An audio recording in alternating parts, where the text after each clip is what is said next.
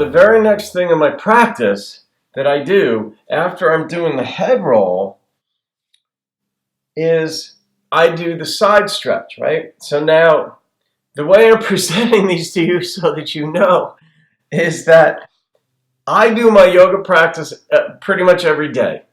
And as I think of something that might benefit you, I'll turn the camera on during my practice. So this is basically coming live to you as I think of the things that would benefit you in terms of how to process and understand the nuances of anger.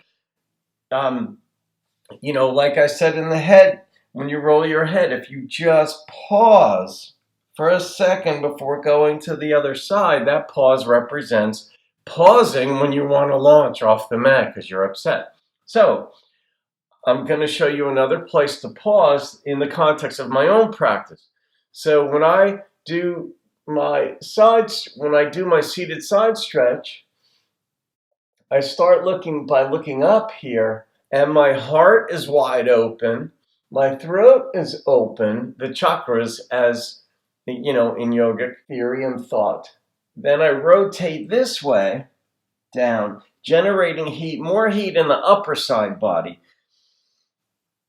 and coming up. But then when I go to the other side, the way I do it is I have a pause built in that you might not notice. Most of the teachers wouldn't even notice that I pause when I do this, when I take their classes.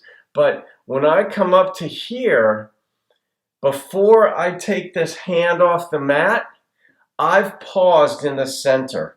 So it goes like this. I'm looking up, and then when I come up, there's a slight pause right here, and then I continue. And I purposely have this palm going up and this one going down so that when I come into this posture, and I'm coming into it slowly, but there are several parts to overcoming anger that are representative on your yoga mat, not the least of which is the breathing, the controlling your breath, because then you can control your heart rate through that and all these other things. But the pauses. Pausing is an essential part of not getting into trouble. And the less that anger controls you, the more rapidly you'll be able to make greater improvements. You'll start to experience more joy and peacefulness, which will greater increase your ability to control your anger to where you don't even feed that angry part of you much any longer. So just a simple thing like pausing, like this, or when you're going from here to here, pause. If you are mindful during your practice that represents you pausing in difficult situations off the mat, even though you don't know what they're going to be, who they're going to involve, you know you're going to be upset. So you know you're the player and that one of the players in it.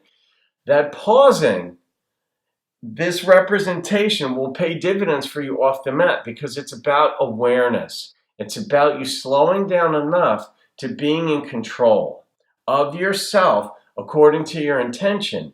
And your intention, in this case, is to not get angry and wreck a situation.